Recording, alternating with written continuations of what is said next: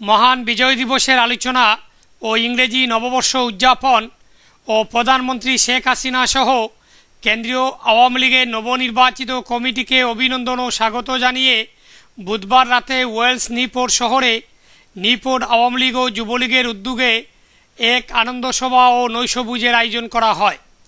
Newport Awami League সভাপতি শেখ মোহাম্মদ তাহেরুল্লাহর সভাপতিত্বে Newport Jubo League secretary Fakhrul ইসলামের পরিচালনায় অনুষ্ঠিত প্রোগ্রামে যুক্তরাজ্য আওয়ামী লীগের কেন্দ্রীয় সদস্য ওয়েলস আওয়ামী লীগের ভারপ্রাপ্ত সভাপতি প্রধান অতিথি হিসাবে উপস্থিত ছিলেন।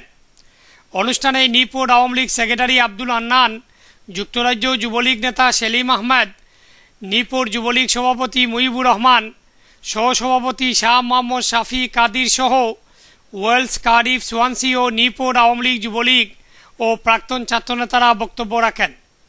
বক্তারা কেন্দ্রীয় আওয়ামী লীগের নবনির্বাচিত কমিটি গঠনের জন্য প্রধানমন্ত্রী শেখ হাসিনাকে অভিনন্দন জানিয়ে নতুন কমিটি আগামী দিনে দলের কর্মকাণ্ড ও জাতীয় উন্নয়নে আরও বলিষ্ঠ ভূমিকা রাখবে বলে আশাবাদ ব্যক্ত করেন।